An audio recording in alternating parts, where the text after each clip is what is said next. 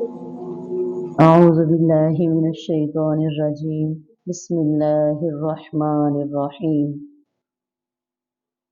الحمد لله رب العالمين الرحمن الرحيم مالك يوم الدين رب اشرح لي صدري ويسر لي أمري واحلل عقدة من لساني يفقهوا قولي صدق الله العظيم الصلاة والسلام عليك يا سيدي يا رسول الله وعلى آلك وأصحابك یا حبیب اللہ۔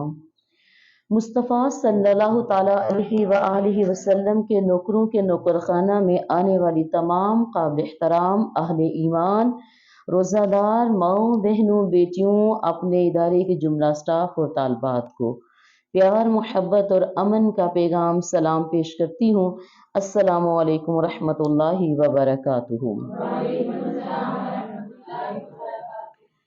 دورہ سیرت النبی صلی اللہ تعالیٰ علیہ وآلہ وسلم، جس میں ہم اب مدنی دور کے حالات آپ کے سامنے رکھ رہے ہیں اور چلتے ہیں اپنے آج کے سبق کی طرف میں۔ غزوہ بنی قینقاع۔ ایمان والیوں، رسول اللہ صلی اللہ تعالیٰ علیہ وآلہ وسلم نے مدینہ تشریف لانے کے بعد یہود کے ساتھ جو معاہدہ فرمایا تھا، اس میں رسول اللہ صلی اللہ تعالیٰ علیہ وآلہ وسلم کی پوری کوشش اور خواہش تھی کہ اس معاہدے میں جو کچھ طے پایا گیا ہے وہ نافذ رہے۔ چنانچہ مسلمانوں کی طرف سے کوئی ایسا قدم نہیں اٹھایا گیا جو اس معاہدے کی عبارت کے کسی ایک حرف کے بھی خلاف ہو، لیکن یہود کی تاریخ چونکہ غدر و خیانت اور عہد شکنی سے پر ہے، وہ جلد ہی اپنے قدیم مزاج کی طرف پلٹ گئے اور مسلمانوں کی صفوں کے اندر سیسہ کاری، سازش، لڑانے بھڑکانے اور ہنگامے اور اضطراب برپا کرنے کی کوششیں انہوں نے شروع کر دی۔ ایمان والیوں، جب یہود نے دیکھا کہ اللہ تعالیٰ نے میدان بدر میں مسلمانوں کو زبردست مدد فرما کر انہیں عزت اور شوکت سے سرفراز فرمایا ہے اور ان کا رعب و دبدبہ دور و نزدیک ہر جگہ رہنے والوں کے دلوں پر بیٹھ گیا ہے، تو ان کی عداوت و حسد کی جو ہانڈی تھی وہ پھٹ پڑی۔ انہوں نے کھلم کھلا شر و عداوت کا مظاہرہ کیا اور علی الاعلان بغاوت و ایذا رسانی پر بھی اتر آئے۔ ان میں سب سے زیادہ کینہ رکھنے والا اور سب سے بڑھ کر شریر قعب بن ابی اشرف تھا، جس کا ذکر آگے آ رہا ہے۔ ایمان والیوں، اس کو اس طریقے سے مارا گیا کہ ابو نالا نے اس کے سر پر ہاتھ ڈال کر اچھی طرح سے اس کو پکڑ لیا تو بولے، لے لو اللہ کے اس دشمن کو۔ اتنے میں اس پر کئی تلواریں پڑی لیکن کچھ کام نہ دے سکی۔ یہ دیکھ کر محمد بن مسلمہ نے جھٹ اپنی کدال لی اور اس کے پیروں پر لگا کر چڑھ بیٹھے۔ کدال آر پار ہو گئی اور اللہ کا یہ دشمن وہی ڈیر ہو گیا۔ حملے کے دوران ایمان والیوں، اس نے اتنی زبردست چیخ لگائی تھی کہ گرد و پیش میں ہلچل سی مچ گئی تھی۔ یوں اس کا خاتمہ ہو گیا۔ غزوہ احد، اب آگے چلتے ہیں۔ غزوہ احد کا جو مختصر ہم نے چونکہ جائزہ لینا ہے، مختصر آپ کے سامنے ہم نے رکھنا ہے۔ ایمان والیوں، غزوہ احد، اس غزوے میں کسی حد تک شکست ایک تعمیری شکست ثابت ہوئی، کیونکہ مسلمانوں کو کچھ سبق ملے جو اگلی جنگوں میں کام آئے۔ مسلمانوں کو اپنی غلطیوں کو دیکھنے کا موقع ملا۔ خدا نے قرآن پاک میں یہ یقین دلایا کہ حزن و ملال نہ کرو، کیونکہ بالآخر مومنین ہی غالب آئیں گے۔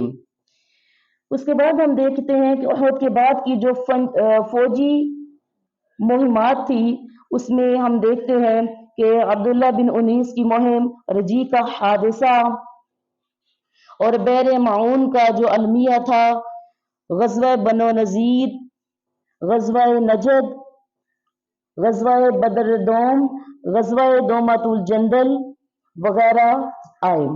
اب آگے چل کے دیکھتے ہیں کہ غزوہ احزاب جس کو جنگ خندق کے نام سے بھی پکارا جاتا ہے۔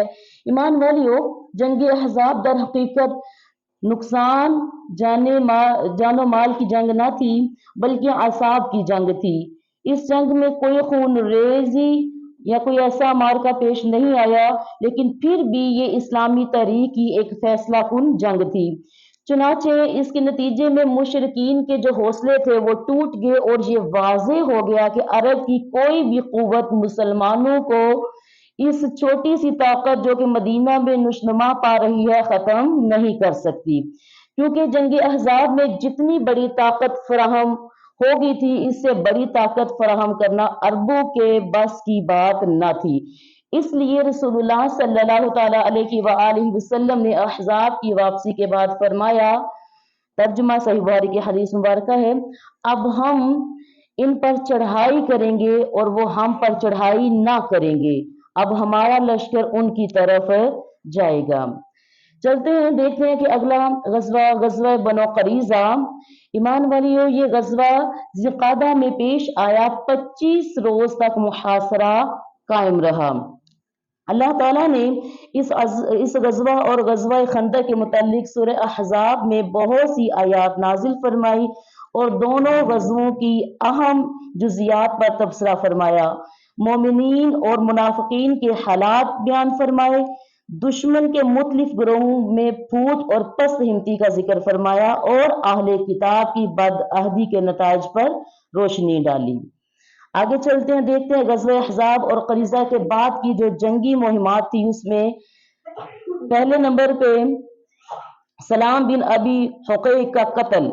ईमान वालियों, सलाम बिन अबी हुक़ैक़ जिसकी कुनियत अबू राफ़े थी, ये यहूद के उन अकाबर मुजरिमीन में था जो मुसलमानों के खिलाफ मुशरिकीन को वर्गलाने में बढ़ चढ़ कर हिस्सा लिया करता था। दूसरा सरिया मोहम्मद बिन मुस्लिमा रज़ियल्लाहु ताला अन्हु। अहज़ाब व क़रीज़ा की जंगों से फरागत के बाद ये पहला सरिया है जिसकी रवानगी अमल में आई। ये 30 आदमियों की मुख्तसर सी एक नफरी पर मुश्तमिल था। नंबर 3 पे गज़वा बनो लहयान। बनो लहयान वही है जिन्होंने मकाम रजी में 10 सहाबा कराम को धोखे से घेर कर 8 को कत्ल कर दिया था और 2 को अहले मक्का के हाथ फरोख्त कर दिया था। ईमान वाली, रसूलुल्लाह सल्लल्लाहु ताला अलैहि वसल्लम ने पे दर पे फौजी मुहिमात और सरिये रवाना फरमाए। उनका नाम ये है कि इसमें सरे गमर, सरिया ज़ुल्क़िसा, सरिया ज़ुल्क़िसा दोम, सरिया जमूम, सरिया ईस, सरिया तरफ या तर्क, सरिया वादी क़ुरा, सरिया खब्त।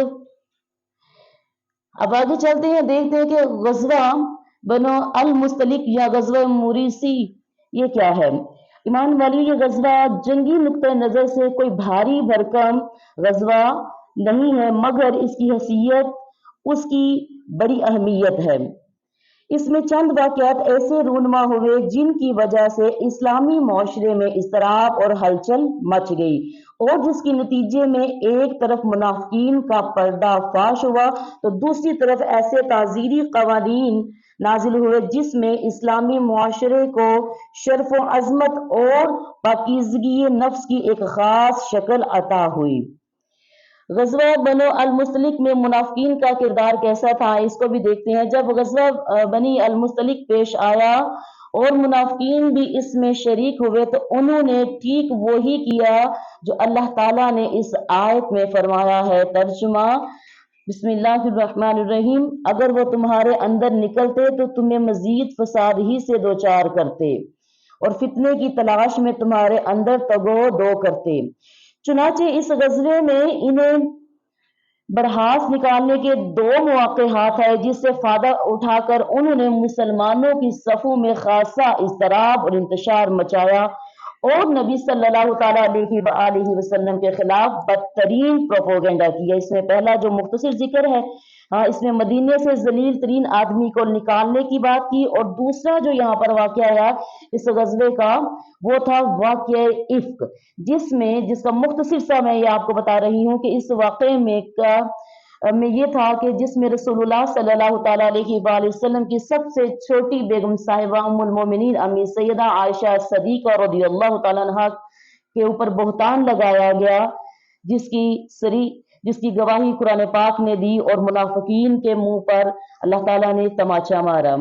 ईमान वालियों, इसके बाद हम देखते हैं कि ग़ज़वा मुरसी के बाद की जो फौजी मुहिम्मात थी उनके नाम क्या थे। उसमें नंबर 1 पे सरिया दियारे बनी कल्ब इलाका दोमतुल जंदल में, दूसरा सरिया दियारे बनी साद इलाका फदक में, तीसरा सरिया वादी उल कुराम, चौथा सरिया उर्नजीन।